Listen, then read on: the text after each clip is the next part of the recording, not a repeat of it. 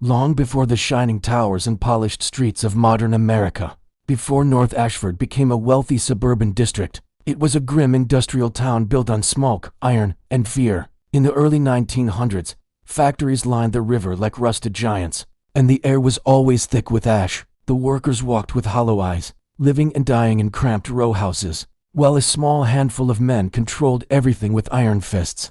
But the darkest chapter of North Ashford's history began with a single ledger and unassuming black notebook that would one day be known as the Blood Ledger. It started with the arrival of a man named Elias Varron, a drifter with no past but a talent for violence. No one knew where he came from. Some said he had escaped from a chain gang in the South. Others swore he had been a butcher in Chicago's cold storage warehouses. Whatever the truth, Elias spoke little but watched everything. When he first walked into the North Ashford tavern, battered boots dripping river mud, the factory foreman took him as another desperate man looking for work. But within a month, he had become the right hand of Jonas Callum, the most feared man in the district. Callum ran the Ashford Steel Syndicate, a criminal network disguised as a shipping company. They smuggled weapons, hijacked coal deliveries, and controlled the factories through extortion.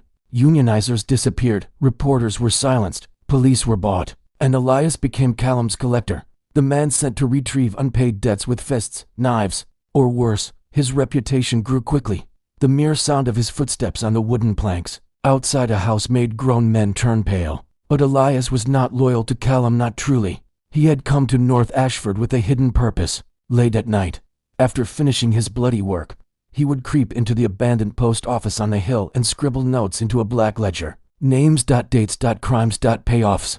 Murders disguised as accidents. A complete record of the syndicate's sins. Elias wasn't documenting them for Callum, he was building evidence for a reckoning only he understood. Rumors of the ledger began spreading among factory workers. Some whispered that Elias kept a list of everyone who crossed him. Others believed he was tracking who deserved protection. But no one knew the truth, not even when strange events began. A corrupt policeman was found hanged from a loading crane. A foreman known for beating workers vanished without a trace, leaving only bloody handprints on the factory gate. A warehouse storing smuggled ammunition exploded in the dead of night, shaking the whole district. Fear began to shift direction away from Callum toward Elias. Callum grew suspicious and paranoid. His empire, once unshakable, began to crack. To regain control, he brought in outside muscle mercenaries from New York, enforcers from St. Louis, and a crooked Pinkerton detective named Harrow who claimed no man was untraceable. Harrow tailed Elias for weeks, watching him slip into alleys and slums, watching him speak to widows and injured workers. But what Harrow discovered unsettled him. Elias wasn't threatening these people, he was helping them. Elias gave food to starving families, money to widows, warnings to organizers, protection to children. He listened to their stories, the deaths, the missing workers, the threats they lived with, and each story he wrote carefully, deliberately into the ledger. Harrow realized Elias wasn't a monster. He was preparing something big, something catastrophic for the syndicate. But Harrow made a fatal mistake. Instead of telling Callum the truth, he tried to blackmail Elias, demanding the ledger in exchange for silence. Elias slit his throat on the river dock and tossed the body into the water. When Callum learned of the killing, he snapped. He ordered every loyal man to hunt Elias down before he brought the entire syndicate to ruin. The manhunt turned North Ashford into a war zone. Gunfights erupted in alleyways.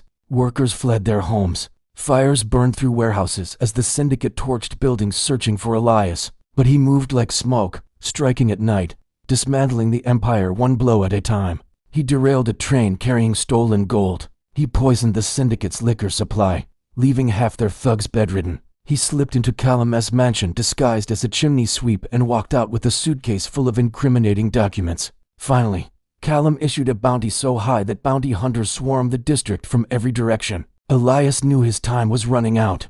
The ledger was nearly complete, every crime recorded, but without a final confrontation, justice would not be served. On a fog-choked morning, Elias walked openly into the Ashford Steel Factory, the syndicate's headquarters. Workers watched in silence as he strode across the floor, ledger in hand. Callum and 30 armed men waited for him on the upper catwalk. They expected fear. Elias gave them none. He simply opened the ledger and read aloud for the first time every atrocity. The murdered union leaders, the bribed politicians, the poisoned river dumping, the children forced into unsafe night shifts. With every name spoken, workers gathered below, hundreds of them. Then thousands. Callum realized too late what Elias had planned. The workers, fueled by decades of silent suffering, surged forward. Chaos exploded. Gunfire echoed through the steel beams. Elias fought with inhuman fury, cutting through Callum's men with knives, forged from tied steel he once carried as a drifter. The factory shook as explosions ripped through storage tanks. Smoke swallowed the rafters. Callum cornered Elias on a collapsing platform, firing wildly. The final bullet struck Elias in the chest, but instead of falling, he hurled the ledger into the flames below and tackled Callum off the platform. Both vanished in the inferno. When morning came, the factory was a smoldering ruin. The blood ledger, half burnt but still legible, was recovered by workers digging through the ashes. They copied its pages, signing their names beside Elias's final entries.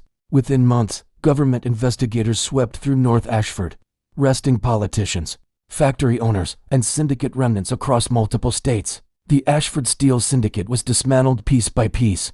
As for Elias Varron, no body was ever found. Some say he escaped into the countryside, living quietly in a small cabin near the river. Others believe he died in the flames, watching the ledger complete its final purpose. And some whisper that on certain foggy nights, a lone figure with ash-covered boots walks the riverbank, listening for names that still need to be written because the blood ledger, they say, is never truly finished.